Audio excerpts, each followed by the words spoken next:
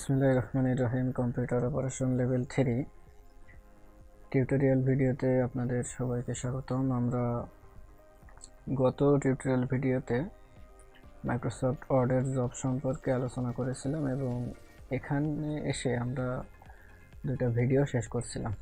আমরা ঠিক তার পরবর্তী থেকে আজকে আবার শুরু করব। তো যারা পেছনের ভিডিও দেখেননি আপনারা পেছনের ভিডিও দেখে আসবেন আশা করি, তাহলে বুঝতে পারবেন। আর আজকে আমরা এখান থেকে ভিডিও শুরু করব। তো প্রথমে আমি যদি স্যাম্পলে যাই, এখানে দেখবেন যে এই বৃত্ত শেপের মধ্যে একটি বৃত্তাকার ছবি ব্যবহার করতে হবে ছবিতে। তো এই ছবিটাকে আমরা কিভাবে বৃত্তাকার শেপে ব্যবহার করতে পারি, মানে বৃত্তাকার আকারে কেটে নিতে পারি, এখন আমরা সেটা দেখব। এই জন্য আমরা মাইক্রোসফট ওয়ার্ডে ফিরে গিয়ে উপর থেকে যে মেনু বার আছে এখান থেকে আমরা ইনসার্ট মেনুতে ক্লিক করব। ইনসার্ট মেনুতে ক্লিক করার পরে আমাদের এখানে পিকচার্স নামে একটি অপশন আছে, এটাতে আমরা ক্লিক করব। এটাতে ক্লিক করার পরে আমি ছবি ব্রাউজ করব। আমার ডেস্কটপে একটি ছবি আছে, এই ছবিটাকে আমি এটাকে ক্লিক করে আমি এখান থেকে ইনসার্টে ক্লিক করব। এখানে আমি ইনসার্টে ক্লিক করব। তো আমি ক্লিক করলাম, ইনসার্টে ক্লিক করলাম। এরপর এখান থেকে আমরা এই যে র্যাপিং অপশন আছে ছবির পাশে, আমরা ইমেজ র্যাপিংয়ের এখানে গিয়ে এই ছবিটাকে একটু র্যাপিং করব। এখান থেকে গিয়ে আমরা ছবির একদম শেষের র্যাপিংয়ের অপশনের মধ্যে সবচেয়ে শেষে যেটা আছে বিহাইন্ড দ্য টেক্সট, এইটা আমরা ক্লিক করে দেব। তাহলে এইটা আমরা ক্লিক করি, in front of text, behind the text না, ইন ফ্রন্ট অফ টেক্সট। এটাতে ক্লিক করলে আপনি ছবিটাকে ফ্রিলি মুভ করতে পারবেন এদিক ওদিক। আর এটা যদি আপনি চালু না করে দেন তাহলে ছবিটাকে আপনি ফ্রিলি মুভ করতে পারবেন না। এরপরে আমি এখান থেকে ছবিতে ক্লিক করা অবস্থায় আমি উপর থেকে এই যে মেনু বারে দেখবেন ফরম্যাট নামে একটি মেনু বার চালু হয়েছে। তো এই ফরম্যাট মেনু বার থেকে আমাদের যে পিকচার্স স্টাইল কথাটা লেখা আছে এখান থেকে আমরা এই নিচের এই যে একটা ডট মতো আছে এই ডটে ক্লিক করব। তো এই ডটে ক্লিক করার পরে আপনি এখানে কয়েকটি বৃত্তের মতো শেপ দেখতে পাবেন, এই একটা আর এই একটা। তো এখান থেকে আমরা প্রথম যে বৃত্তের শেপটা আছে ওটাই ক্লিক করব। করলে দেখুন আমার ছবিটা কিন্তু বৃত্তাকার শেপ হয়ে গেছে। তো যদি জুম করি আমি, এই যে, কিন্তু এখানে একটি সমস্যা হয়েছে যে বৃত্তের নিচে, এখানে যদি একটু আমরা খেয়াল করি বৃত্তের নিচে দেখবেন এখানে এখানে একটা কিছু চলে আসছে। এখানে এটাকে কি বলে, ছায়া, শ্যাডোর মতো চলে আসছে। তো এই শ্যাডোটাকে আমার এখন একটু দূর করতে হবে। তার জন্য আমরা উপর থেকে এই যে পিকচার্স ইফেক্ট এই অপশনে যাব আমরা। তাহলে আমরা পিকচার্স ইফেক্টে ক্লিক করি। এরপরে এর মধ্যে দেখবেন আপনি দেখা পাবেন শ্যাডো। এই শ্যাডোতে আমরা ক্লিক করব। শ্যাডো এখান থেকে সবার উপরে যেটা আছে নো শ্যাডো, এই নো শ্যাডোতে আমরা ক্লিক করে দিব। দিলে দেখবেন যে এখান থেকে আপনার ছবির নিচে যে ছায়াটি ছিল সেটি কিন্তু এখানে আর নাই। তাহলে এইবার এই ছবিটাকে আমরা এখান থেকে ড্র্যাগ করে উপরে এই বৃত্তের মধ্যে নিয়ে যাব। তো ছবিটাকে ড্র্যাগ করে আমি এই বৃত্তের মধ্যে বসিয়ে দিলাম। একটু এদিক সেদিক যদি করা দরকার হয় আমরা কিবোর্ড থেকে যে অ্যারো কি আছে সেই অ্যারো কি ব্যবহার করব। এরপরে আমরা যদি স্যাম্পলে যাই, আমাদের এখানে যে রাউন্ড রেক্ট্যাঙ্গেল ছিল, এই রাউন্ড রেক্ট্যাঙ্গেলের মধ্যে আমাদের এখন টাইটেল যে নাম, এই নামটা ব্যবহার করতে হবে আইমান সাদিক অফিক। তো এই টাইটেলের নামটা আমরা এখন স্যাম্পলে দেখব যে আসলে কি ফন্ট ব্যবহার করতে বলছে, একটা সাইজ কত হবে। তো এখানে আমরা যদি যাই, এখানে দেখবেন যে ফন্টের নাম বলা আছে তহমা, টাইটেল নেম বলা আছে, টাইটেল সাইজ সেটা হবে 36 এবং লাইন স্পেসিং হবে 1.6। তো আমরা প্রথমে ওয়ার্ডে ফিরে যাই, মাইক্রোসফট ওয়ার্ডে। এরপরে আমাদের যে রাউন্ড রেক্ট্যাঙ্গেল আছে এর মধ্যে আমরা একবার ক্লিক করব। ক্লিক করার পরে আমরা সরাসরি ফন্ট অপশনে যাব। এই যে এখানে ফন্ট অপশন, এখানে যদি তহমা না থাকে সেক্ষেত্রে আমরা যদি টাইপ করে দিই তাহলে তহমা লেখাটা চলে আসবে। আর এখানে আছে আমাদের টেক্সটের সাইজ, এখানে আমরা এটা ক্লিক করে এটাকে করে দেব আমরা 36 দিলাম। এবার আমরা এর মধ্যে লিখব আইমান সাদিক অফিক। আমার বিজয় অ্যাক্টিভ করা ছিল, আমি এখানে যদি আরেকবার লিখে দিই তহমা। তহমা। এরপরে আমি এর মধ্যে লিখব আইমান সাদিক অফিক, লিখলাম। লেখার পরে আমি নিচের লাইনে আসার জন্য এন্টার প্রেস করব। এই নিচের লাইনে আমি যা লিখব এখন, এই যে নিচের লাইনে এখানে বা এখানে যা লিখব সেগুলো কিন্তু এখন আর টাইটেল হবে না, এগুলো হবে সাবটাইটেল। তো সাবটাইটেলের সাইজও কিন্তু আমাদের স্যাম্পলে বলে দেওয়া আছে। আমরা যদি এখানে দেখি যে সাবটাইটেল 14, তাহলে আমরা এখন সাবটাইটেল 14 লিখব এবং অবশ্যই সেটা তহমা। তো সাবটাইটেলে কি লেখা আছে? Mail ID, website address. Mail ID, website address. তাহলে আমরা এখন এখানে লিখব, এটাকে আমরা করে দেব 14, মেইল আইডি, অ্যাড্রেস, আরেকটা যেন কি ছিল, ওয়েবসাইট। তাহলে আমরা এখানে নিচের লাইনে লিখব আমরা ওয়েবসাইট, লিখলাম। এখন সমস্যা কি হবে? এখানে লেখার পরে দেখেন আমার যে নিচে যে লেখাটা ছিল অ্যাড্রেস, সেটা কিন্তু নিচে চলে গেছে। তাহলে আমার এখন কি করতে হবে? এগুলোর সাথে আমার যে নিচে প্যারাগ্রাফ স্পেসিং যেটা থাকে, লাইন স্পেসিং, সেই লাইন স্পেসিংটা আমার এখন কমাতে হবে। তো সেজন্য আমি কি করব, এই যে প্যারাগ্রাফ অপশন আছে এখান থেকে এই প্যারাগ্রাফ অপশনে ক্লিক করব, অবশ্যই লেখাটাকে সিলেক্ট করে নিয়ে। তাহলে লেখা সিলেক্ট করে আমরা প্যারাগ্রাফ অপশনে যাব। এখান থেকে দেওয়া আছে স্পেসিং, এই যে স্পেসিং, এখানে আছে বিফোর, এখানে আছে আফটার, এখানে আছে মাল্টিপল এবং তার যে স্পেসিং কত হবে। তো এখান থেকে আমরা যে আফটার, এই আফটারটাকে 0 করে দিব, মাল্টিপল, আর এখান থেকে যেটা 1.6 আছে এই 1.6 এটাকে কমিয়ে দেব, এরপরে আমরা ওকে করে দিব। দেখেন তাহলে আমার কিন্তু লেখাটা এবার উপরে চলে আসছে।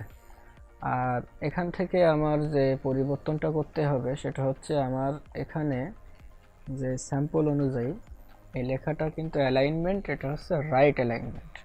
তাহলে আমি সম্পূর্ণ লেখাটাকে এখন আমি সিলেক্ট করব, এর মধ্যে কন্ট্রোল এ দিয়ে আমরা এখান থেকে যে আমাদের অ্যালাইনমেন্ট আছে প্যারাগ্রাফ অপশনের মধ্যে, left alignment, centre alignment, right alignment, justify, তো এখান থেকে আমরা রাইট অ্যালাইনমেন্টে ক্লিক করে দেব। দিলে দেখেন আমার লেখাটা কিন্তু রাইট অ্যালাইনমেন্টে চলে আসছে। এরপরে মেইল অ্যাড্রেসের মধ্যে ধরেন আমি কোনো একটা মেইল অ্যাড্রেস আমি লিখে দিলাম gmail.com। এরপরে নিচে আছে ওয়েবসাইটও আমি একটা দিলাম abcd.com, আর তার নিচে আছে অ্যাড্রেস। তো অ্যাড্রেসটাও আমি লিখে দিলাম। আপনাদের স্যাম্পলে যা থাকবে হুবহু তাই লিখবেন, আমি আমার মতো করে লিখলাম। এরপরে স্যাম্পলের মধ্যে যেটা বলা আছে যে ক্যারিয়ার অবজেক্টিভ, এই ক্যারিয়ার অবজেক্টিভ লিখতে হবে। এটার সাইজ কত হবে সেটাও কিন্তু আমাদের এই লেখার মধ্যে বলে দেওয়া আছে, যে আদার টেক্সট হবে 13। তাহলে আমরা এখন আদার টেক্সট এখানে আমরা লিখব, এন্টার ক্লিক করে একটু নিচে আসি, এখানে আমরা লিখব ক্যারিয়ার। লেখার আগে অবশ্যই আপনারা ফন্টটা একটু দেখে নেবেন, এখানে ফন্ট কি আছে, এখানে কিন্তু আমাদের ফন্ট হবে তহমা। তাহলে আমরা লিখে দিই তহমা এবং ফন্ট সাইজ হবে 13। তো আমরা এখানে ক্লিক করে লিখে দিলাম 13। এরপরে আমরা লেখা শুরু করব ক্যারিয়ার অবজেক্টিভ,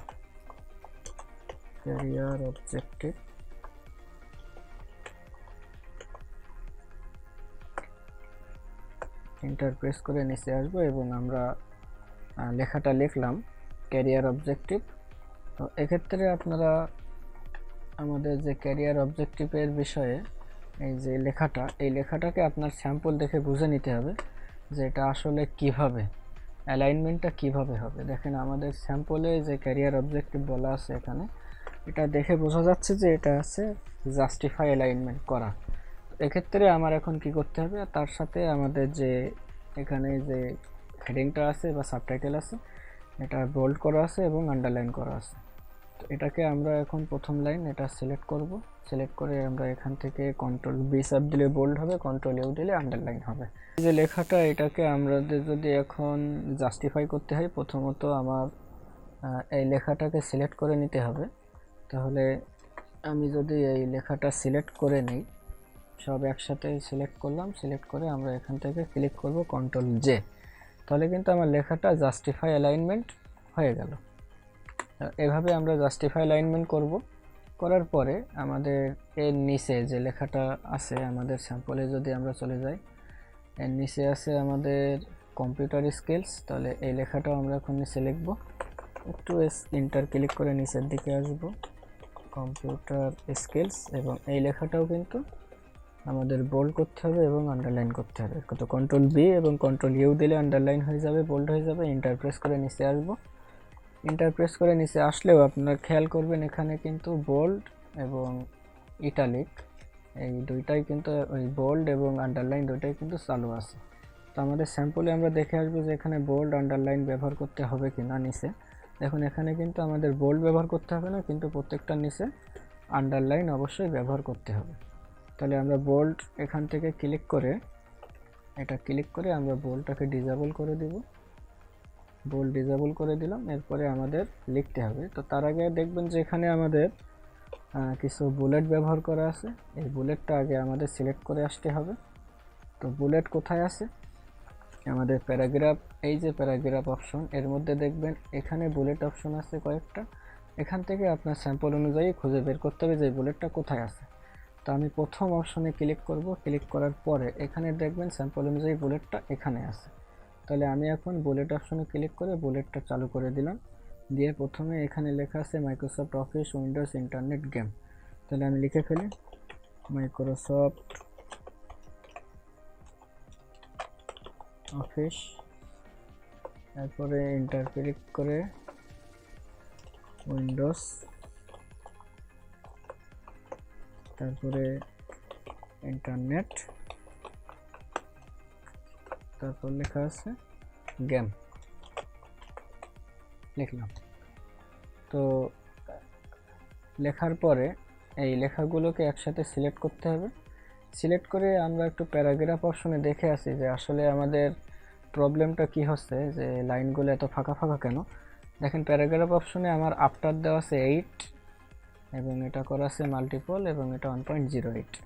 তো এটাকে আমি একটু কমাই দিই, আফটারটাকে আমরা 0 করে দিই, মাল্টিপল থাক, আর এখানে স্যাম্পল অনুযায়ী 1.6 করতে হবে। তো 1.6 আমরা করে দিলাম। এরপর ওকে ক্লিক করলাম। তাহলে দেখুন আমার লেখা কিন্তু অলরেডি চলে আসছে, কিন্তু একটু ব্যাক স্পেস দিয়ে আমি যদি উপরের দিকে নিই, নেওয়ার পরে এখানে আমার সম্ভবত ডাবল এন্টার আছে, ডাবল এন্টারগুলো ব্যাক স্পেস দিয়ে আমি উঠাই দিলাম। উঠাই দেওয়ার পরে আমি এই লেখাগুলোকে এবার একসাথে সিলেক্ট করে, যদিও আমার এখানে বুলেট দেওয়া ছিল, বুলেট আসে নাই, সবগুলো লেখা একসাথে সিলেক্ট করে আমি আবার বুলেট অপশনে গিয়ে বুলেটটা চালু করে দিলাম। এরপরেও আমার বুলেট আসে নাই, তো দেখি আবার আমি বুলেটটা একবারে কেটে দিয়ে সব একসাথে সিলেক্ট করে বুলেট, হ্যাঁ এবার দেখেন আমার বুলেট অপশন কিন্তু আসছে, কিন্তু এই লেখাটাকে আমার আরও বামে সরাতে হবে, লেফট সাইডে। কারণ স্যাম্পল অনুযায়ী দেখেন এই লেখাগুলো কিন্তু একটু বামে সরানো, মাইক্রোসফট অফিস লেখাটা এক লাইনে লেখা। তো এই লেখাটাকে আমাদের একটু লেফট সাইডে নিয়ে যেতে গেলে আমাদের ইনডেন্ট ব্যবহার করতে হবে। তো ইনডেন্ট ব্যবহার করার জন্য আমরা আগে উপর থেকে মেনু অপশন থেকে ভিউতে যাব। ভিউতে যাওয়ার পর এখানে আপনি দেখবেন যে রোলার অপশন আছে, এই রোলারটা আপনি ক্লিক করবেন, তাহলে দেখবেন যে হরিজন্টাল এবং ভার্টিক্যাল, এখানে দেখবেন যে এই পাশে হরিজন্টাল এখানে একটা, আর এই সাইডে একটা, উপরে এই যে উপরে এখানে দেখবেন, আর এখানে লেফট সাইডে এবং উপরে দুইটা রোলার চলে আসছে। তো এখান থেকে আপনি দেখবেন যে এই বরাবর, ঠিক একদম এই বরাবর যে ইনডেন্টের চিহ্নটা আছে, এই চিহ্নটা ক্লিক করে আপনি একটু লেফট সাইডে টান দেবেন। তাহলে আমি এটাকে যদি একটু টান দিই লেফট সাইডে, দেখেন আমার লেখাগুলো কিন্তু বাম দিকে সরে গেছে। প্যারাগ্রাফের যে বিষয়টা ছিল, প্যারাগ্রাফটা আমি এখন একটু ঠিক করে আসি। এখানে বলা ছিল যে এই লেখাগুলোর মধ্যে স্পেসিংয়ের যে বিষয়টা, এই যে স্পেসিং, এটা থাকবে 1.6। তাহলে আমি লেখা সিলেক্ট করে নিলাম, এবং যেহেতু আফটার এবং পরে কত থাকবে এটা বলা নাই, সেজন্য আমি এটাকে চাইলে 0 রাখতে পারি। আর এখানে মাল্টিপল থাকবে, আর এখানে দিতে হবে 1.6। তাহলে আমরা এখানে ক্লিক করলাম, ক্লিক করে লিখে দিলাম 1.6। এখানে আমরা ক্লিক করে দিয়ে দিলাম 1.6। তাহলে আমার স্যাম্পল অনুযায়ী কিন্তু আমার লেখাটা তৈরি হয়ে গেল। এরপরে এই যে লেখাটা, এই লেখাটার মধ্যেও কিন্তু আমাদের প্যারাগ্রাফ চেঞ্জ করতে হবে, সেটা কিন্তু আমরা অলরেডি এর আগে করে আসছি। এখানে প্যারাগ্রাফ দেখাচ্ছে না, যদি না দেখায় আমরা আবার করব পুনরায়। এখানে আমরা ক্লিক করে দেব মাল্টিপল, আর এখানে আমরা এটা করে দেব 1.6, আর এটা করে দেব 0। ওকে, তাহলে আমার কিন্তু এখন আমি যদি আবার প্যারাগ্রাফ অপশনে যাই এখান থেকে, তাহলে আমার কিন্তু আবার সব কিছু দেখবেন যে আগের মতো ঠিকঠাক। হ্যাঁ, এখন ঠিকঠাক। এরপরে আমার প্রথম কলামের কাজ কিন্তু এখানে শেষ। কিবোর্ড থেকে আমরা যদি কন্ট্রোল শিফট এন্টার প্রেস করি তাহলে আমাদের কিন্তু কলাম ব্রেক হয়ে যাবে। কলাম ব্রেকের পরে এখানে আমাদের স্যাম্পলে লেখা আছে এক্সপেরিয়েন্স। আমাদের এখন এই অনুযায়ী এক্সপেরিয়েন্স লিখবো আমরা মাইক্রোসফট ওয়ার্ডে। তো আমরা এখানে আবার গেলাম, গিয়ে আমরা এখানে লিখবো এক্সপেরিয়েন্স।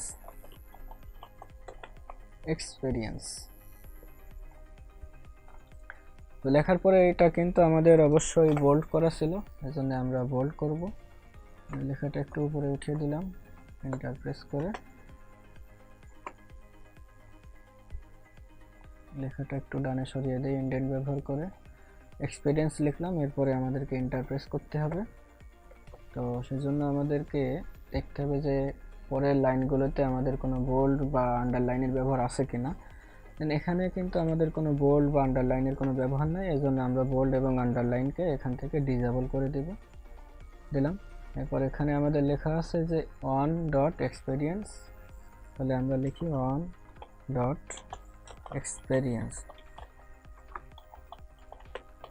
এক্সপেরিয়েন্স, তারপর অন কোলন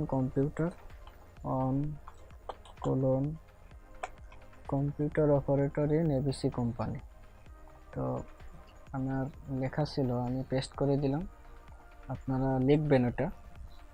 এরপরে তার নিচে তাহলে আমি লিখে ফেলি জব রেসপন্সিবিলিটিস আর।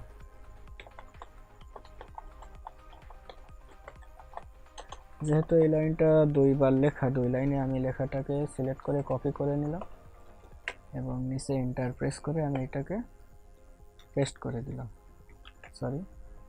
কপি, ক্লিক করে কন্ট্রোল সি, এন্টার প্রেস করে আমি এটাকে পেস্ট করে দিলাম। তাহলে দেখুন আমার এখানে কিন্তু দুইটা লাইন তৈরি হয়েছে, কিন্তু বুলেট আসেনি। তাহলে বুলেট যদি নিয়ে আসতে হয়, লেখাটাকে আবার সিলেক্ট করব, উপর থেকে এখানে আমরা বুলেট অপশনে যাব। এরপরে এখান থেকে যে বুলেটটা বলা আছে এটা বুলেট দেব, এবং এখানে আমরা এই ইন্ডেন্টটা ব্যবহার করে, এই যে ইন্ডেন্ট, এটাকে ব্যবহার করে চাইলে আমরা এটাকে ডান দিকে সরাতে পারি স্যাম্পল অনুযায়ী। এরপরে আমরা এন্টার প্রেস করে আবার নিচে আসব, দেখবেন আরেকটা বুলেট তৈরি হয়ে গেছে। এটা ডিলিট করার জন্য ব্যাক স্পেস চাপ দেব, তাহলে কিন্তু আমার বুলেটটা আবার ডিলিট হয়ে গেল। আবার ব্যবহার করা হয়েছে দুইটা জব রেসপন্সিবিলিটি সাব, তাহলে এটা আমরা কপি করে নিলাম, এন্টার প্রেস করে আমরা নিচে এটাকে আবার পেস্ট করে দিলাম। ঠিক আছে, বুলেট অপশনে গিয়ে বুলেট দেখিয়ে দিলাম, এবং এখান থেকে আমরা উপরে এই যে ইন্ডেন্টটা আছে, এই ইন্ডেন্টটা ক্লিক করে আমরা এদিকে সরিয়ে দিলাম। তাহলে কিন্তু আমার স্যাম্পল অনুযায়ী এই যে দুইটা কাজ এখানে ছিল, এই যে এক্সপেরিয়েন্স থেকে শুরু করে এই পর্যন্ত আমাদের কিন্তু কাজ শেষ। পরে আমাদেরকে এডুকেশনাল ব্যাকগ্রাউন্ডের কাজ করতে হবে এটা, এবং এর সাথে দেখেন একটি টেবিলও নেওয়া আছে। তো স্যাম্পল অনুযায়ী আমাদেরকে এখন এটা লিখে টেবিল নিতে হবে। তো আমি কিন্তু অলরেডি এখানে একটা টেবিল নিয়ে ফেলছি। এই টেবিলটা কোথার থেকে নেবেন আমি যদি একটু দেখাই, উপরে মেনু অপশন থেকে, ইনসার্ট মেনু অপশন থেকে আপনি যাবেন, ক্লিক করবেন ওখানে ক্লিক করার পরে আপনি এখানে দেখবেন যে টেবিল নামে একটা অপশন আছে। এই টেবিল অপশনে ক্লিক করে আপনি এখানে স্যাম্পল অনুযায়ী রো কলাম নেবেন। আমাদের এখানে সাইডে ছিল 5টা, নিচে ছিল 3টা, তাহলে আমি নিলাম। এরপর নিচে এখানে আমি যদি একটু নিচের দিকে আসি, দেখেন টেবিলের এখানে নিচে এই একটা অপশন আছে, এটা ধরে যদি আপনি ক্লিক করেন, টেবিলটা কিন্তু সাইজে একটু বড় হবে। এরপর উপরে আপনি এরকম হেডিংসগুলো লিখবেন, এই যে হেডিংসগুলো, এগুলো আপনি লিখবেন প্রত্যেকটা। আর লেখার পরে দেখবেন যে তৃতীয় নাম্বার যে ঘর, এইটা দুইটা একসাথে মার্জ করা আছে। তো এই মার্জটা কিভাবে একসাথে করতে হবে সেটা যদি আমি একটু দেখাই। ধরুন এই দুইটা ঘর আমি যদি একসাথে ফাঁকা করতে চাই বা মার্জ করতে চাই, এই দুইটা ঘর, এটা এবং এটা, তাহলে এই দুইটা ঘর আমি একসাথে মার্জ করব। সেই প্রথমে আমার দুইটা ঘরকে সিলেক্ট করে নিতে হবে। তারপর আপনি উপরে দেখবেন মেনু বারে লেআউট নামে একটা অপশন পাবেন। এই লেআউট অপশনে যাবেন, যাওয়ার পরে এখানে আপনি মার্জ সেলস দেখতে পাবেন। এই যে মার্জ সেলস, এই মার্জ সেলসে আপনি যদি ক্লিক করেন তাহলে দেখেন আমার যে টেবিলের যে ঘর ছিল এটা কিন্তু ফাঁকা হয়ে গেছে। ঠিক এই উপরে যেমন ফাঁকা, ঠিক সেরকম নিচে ফাঁকা হয়ে গেছে। তাহলে আমার টেবিলে এখানে যে তথ্যগুলো ছিল সেই তথ্যগুলো আমি এখন এখানে লিখে ফেলি। সিরিয়াল 1 এবং সিরিয়াল 2। প্রথমে এখানে ছিল এসএসসি এবং এইচএসসি, তাহলে আমি এখানে লিখে ফেলি এইচএসসি এবং নিচেরটা এসএসসি।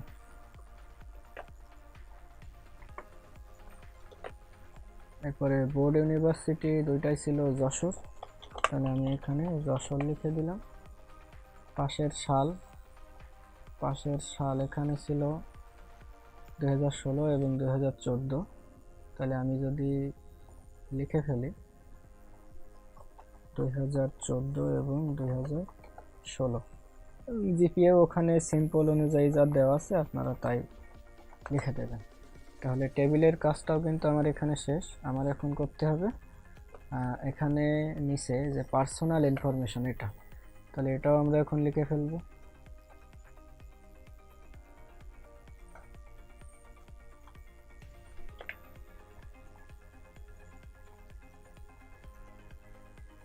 আমরা এখন এখানে লিখব পার্সোনাল ইনফরমেশন।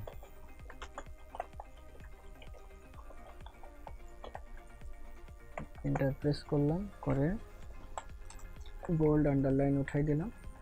এখানে প্রথম লেখা আছে ডেট অফ বার্থ, তাহলে আমরা লিখে ফেলি ডেট অফ বার্থ, এন্টার।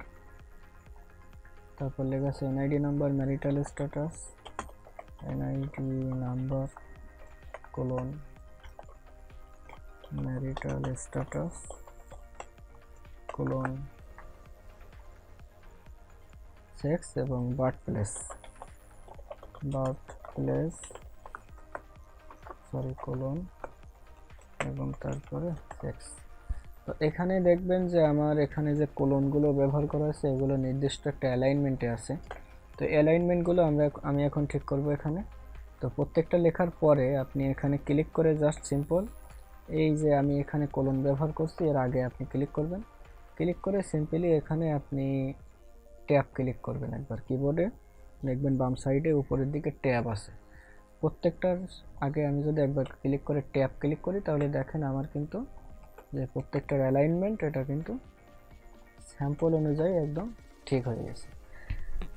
হ্যাঁ, এবার আপনি এখানে একটা কাজ করবেন, প্রত্যেকটা লেখা সিলেক্ট করে প্যারাগ্রাফ অপশনে অবশ্যই চেঞ্জ করে নেবেন। এই যে প্যারাগ্রাফ অপশন, দেখবেন যে স্যাম্পল অনুযায়ী প্রত্যেকটা প্যারাগ্রাফ ঠিক আছে কিনা। এটা কিন্তু এসএসএস স্যার বারবার চেক করবে যে আপনার প্রত্যেক অ্যালাইনমেন্ট ঠিক আছে কিনা। এই ধরুন আমি উপরের এই লেখাগুলো লিখলাম, এগুলো সব আমি একসাথে সিলেক্ট করলাম। সিলেক্ট করে আমি প্যারাগ্রাফ অপশনে গেলাম, গিয়ে দেখব যে আমার এই যে অ্যালাইনমেন্ট ঠিক আছে কিনা। দেখেন এখানে আমার 1.6 দরকার ছিল, সেটা আছে, মাল্টিপল আছে, আর আফটার বিফোর যেহেতু কিছু বলা হয় না এই জন্য আমি এটা 0 করে দিলাম। আমার সব কিছু কিন্তু ঠিকঠাক। তাহলে এই পর্যন্ত আমার কিন্তু যে সিভি, এই স্যাম্পল অনুযায়ী সিভির কাজ কিন্তু আমার এখানে শেষ। আমার কিন্তু আর কোনো কাজ এখন সিভির মধ্যে বাকি নাই। তাহলে এখন এর পরবর্তীতে আমাদের যে কাজটা করতে হবে সেটি হচ্ছে মেইল মার্জ। আমাদের স্যাম্পল অনুযায়ী যে এই যে মেইল মার্জ, এই মেইল মার্জের কাজ আমাদেরকে করতে হবে। তো মেইল মার্জের কাজটা আমি পরবর্তীতে নেক্সট যে ভিডিও আসবে সেটাতে দেখাবো। এমনিতে আজকের ভিডিওটা অনেক লম্বা হয়ে গিয়েছে। আশা করি আপনাদের সবার আজকের ভিডিও ভালো লাগছে। কোনো সমস্যা হলে অবশ্যই কমেন্ট করবেন, ভিডিও কেমন লাগছে এটাও কমেন্ট করবেন। আর পরবর্তীতে আমি রিটেনের জন্য কিছু টুলস এবং কিভাবে পড়াশোনা করতে হবে সে বিষয়ে একটা আলাদা ভিডিও তৈরি করবো ইনশাল্লাহ। সে পর্যন্ত আপনারা সবাই ভালো থাকেন, সুস্থ থাকেন। আল্লাহ হাফেজ।